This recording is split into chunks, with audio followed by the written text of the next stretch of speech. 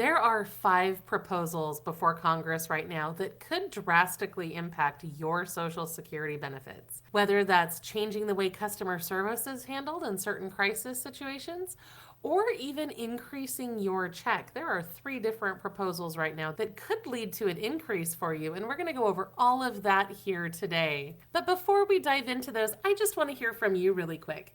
Do you think Social Security benefits need an update? Yes or no? If you could drop your quick answer in the comments, we would really appreciate that, because every time we talk about this, we seem to get different feedback. I know there's a big group that doesn't want anyone to touch those benefits, and there's others who would really like to see those checks increase. I would love to know how you feel about this. Now, of course, if you answered yes and you do think Social Security needs an update, you're certainly not alone. We know that millions of people are having a hard time surviving month to month on their Social Security checks. And now that the shutdown is over, our lawmakers are finally getting back to work, and we're starting to see some real progress being made on several different fronts here. So I just want to go over the bills that could potentially impact your benefits. So first, HR 5771 is aiming to improve staffing at the Social Security offices. This bill would ensure that those offices are fully staffed during business hours, and that's designed to help you save time, right? They don't want you wasting time waiting, whether that's in the office, on the phone, or waiting for a critical disability decision. If passed, this bill could make customer service faster and more predictable for you. And of course, HR 5345 would help in cases of identity theft. And this is really important because this is something that's affecting more and more people on Social Security all the time.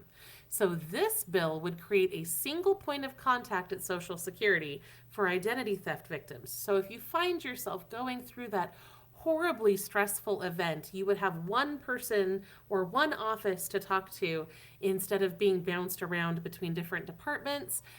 This bill would just make that recovery faster and less stressful by streamlining that process and hopefully taking some of the headache out of that experience.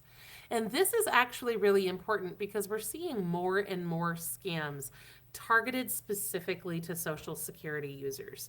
So if you're currently getting benefits, I need you to watch out for this scam because this is super dangerous. I just wanted to cover this really quickly before we dive into those other bills that could potentially increase your check, because scams like this can wipe it out, right? So you need to look out for emails that are claiming that there were some sort of issues detected with your Social Security account. From what I've heard from various sources, including CNBC, scammers will attach a fake letter on Social Security Administration letterhead saying that your Social Security number is going to be suspended within 24 hours if you don't do anything. Well, of course, that's going to be scary, right? They want people to take that action immediately. They want you to be scared so that you don't think.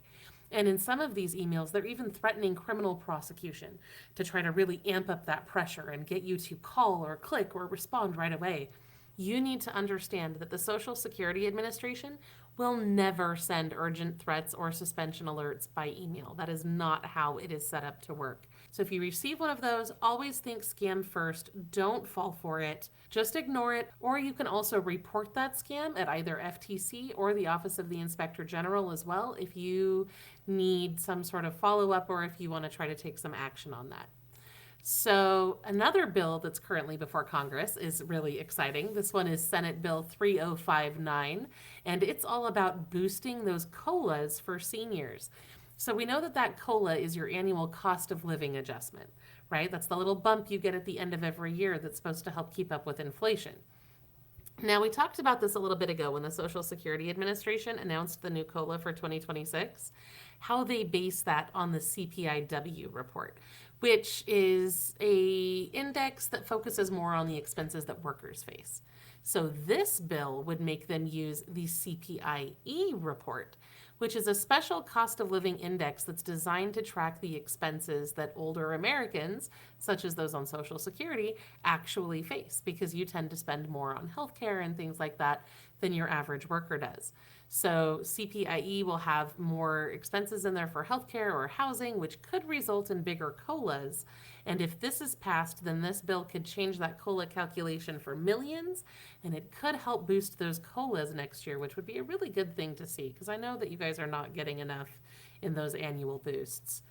Now, Senate Bill 3255 also seeks to increase Social Security, but this one is going to do it, if it passes, by increasing survivors' benefits for disabled widows, widowers, and surviving divorced spouses, and it says, and for other purposes.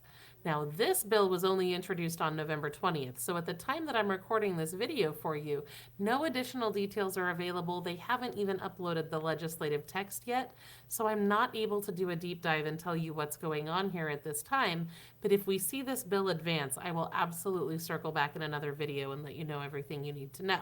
But for now, just know that they are trying to increase the value of survivors' benefits as well. And then, of course, this one is really exciting.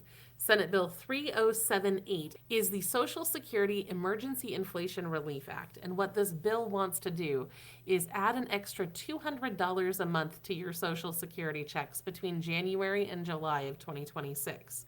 This boost would apply to Social Security, SSI, veterans benefits, railroad retirement, and right now, no further action has been taken on it, but we are watching that really closely.